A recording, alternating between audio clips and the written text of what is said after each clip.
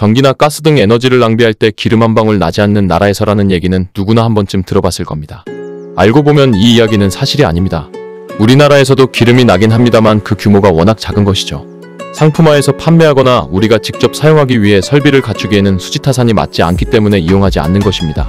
어찌됐든 실질적으로는 기름 한 방울 나지 않는다는 말이 틀렸다고만은 할 수 없을 정도로 우리나라 영토에서 이용 가치가 있는 지하자원을 얻는 것은 불가능에 가깝죠.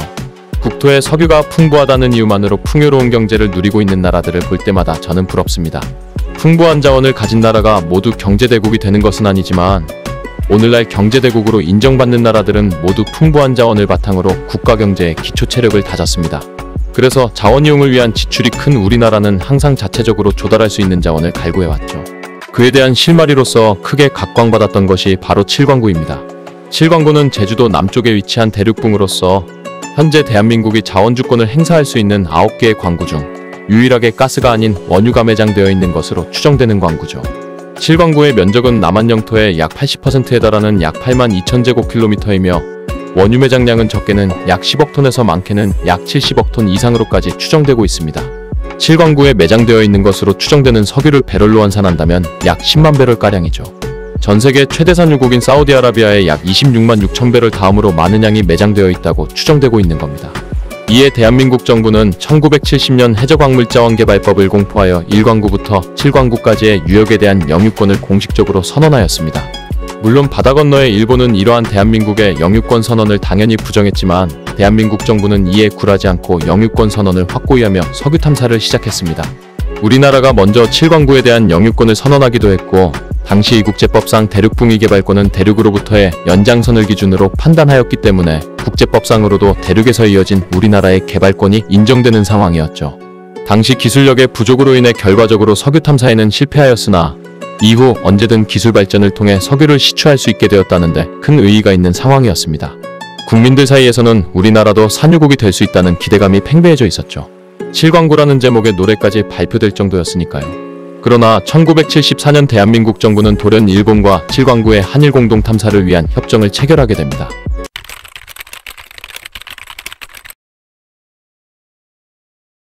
(1974년) 대한민국과 일본은 칠광구 개발을 위한 한일 대륙붕 협정을 체결하며 영유권 논쟁을 잠정 보류하고 칠광구를 한일 공동개발구역으로 설정하기로 합의했습니다. 당시 칠광구에 관한 대부분의 권리는 대한민국 정부에 귀속되었다고 볼 수 있던 상황에서 협정이 체결되었기 때문에 이에 대해 의아해하는 전문가들도 많았습니다. 굳이 이런 풍부한 자원을 왜 일본과 나누느냐는 의문을 제기하기도 했죠. 당시 우리 정부의 명확한 의도는 알려지지 않았지만 아마도 석유 탐사에 실패한 이후 기술력 부족을 뼈저리게 느꼈기 때문에 그런 선택을 했을 것이라고 추측합니다. 워낙 엄청난 양의 원유가 매장된 것으로 추정되었기 때문에 이를 일본과 나누어 갔더라도 일본으로부터 기술력을 전수받아 빨리 석유를 시추해내는 것이 낫다고 판단한 것이 아닐까요? 특히나 국가주도로 중화학공업을 막 육성하기 시작하던 당시의 대한민국 정부는 1973년에서 74년까지 이어진 석유 파동을 경험하고는 간담이 서늘해졌을 것입니다. 당시 연물가 상승률이 25%에 달할 만큼 석유 파동의 위력은 엄청났고 이에 우리 정부는 하루빨리 석유를 시추해야겠다고 마음을 먹었겠죠. 일본과의 협정은 50년의 유효기간을 전제로 체결되었고 1978년 발효되었습니다. 협정의 만료 시한은 2028년이며 그때까지는 양국 중 어느 한 나라도 상대를 빼놓고는 칠광구를 개발할 수 없도록 협정을 맺은 것이죠. 1980년부터 한일 양국은 본격적인 시추에 앞서 탐사를 시작했습니다. 탐사 과정에서 일부 시추공에서 소량의 석유와 가스가 발견되었죠. 자원이 있다는 것을 직접 확인했으니 이제 대대적인 탐사를 진행하고 캐내기만 하면 되는 일이었습니다. 우리 정부도 국민들도 모두 기대에 부풀었죠. 하지만 1986년 일본 정부는 칠광구의 자원 개발이 경제성이 없다는 점을 이유로 들며 돌연 일방적으로 개발 중단을 선언했습니다. 앞서 말씀드렸다시피 협정은 무조건적으로 양국의 공동개발을 명시하고 있기 때문에 일본이 개발 중단을 선언한 상황에서 대한민국이 단독으로 칠광구를 개발할 수는 없는 일이었습니다. 사실 협정의 공동개발을 명시한 것은 일본의 단독 개발을 막기 위한 대한민국 정부의 의도였으나 일본 역시 이것을 이용하여 우리의 개발을 막을 수 있었던 것이죠. 그런데 일본은 정말 경제성이 없다고 생각해서 칠광구의 개발을 중단한 것일까요?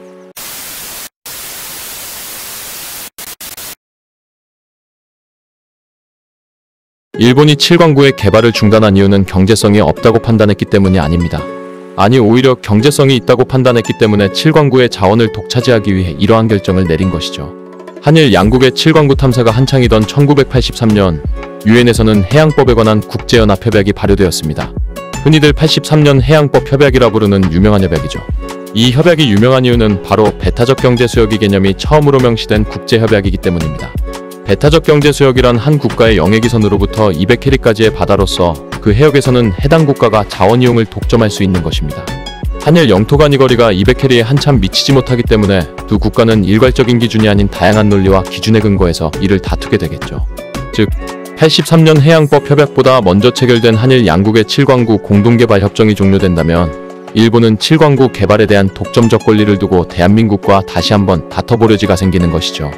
물론 한일 간 이 협정이 종료된다고 해서 7광구가 곧바로 일본의 소나기에 들어가는 것은 아닙니다. 하지만 일본 입장에서는 협정의 만료 시점인 2028년까지 개발을 멈추고 기다렸다가 7광구의 권리를 가져갈 수 있는 기회가 있다면 시도해보지 않을 이유가 없는 것이죠. 또한 7광구는 위치상 일본의 역에 더 가까이 있기 때문에 대륙연장선을 기준으로 7광구의 권리를 부여했던 이전의 국제법보다 일본에 더 유리해진 것이니까요. 여기에 엎친 데 덮친 격으로 그전에는 7광구에 관심을 두지 않았던 중국도 이 싸움에 뛰어들기 시작했습니다. 본격적으로 산업 파괴도에 오른 중국이 산둥반도 일대의 공업지대를 대거 조성하면서 그 일대의 해양자원을 시추하기 시작했고 그 자원들이 뿌리가 7광구임을 알아차린 것입니다. 또한 중국의 배타적 경제수역 역시 7광구에 걸쳐있기 때문에 중국도 여기서 분명히 얻어갈 것이 있다고 판단한 것이죠.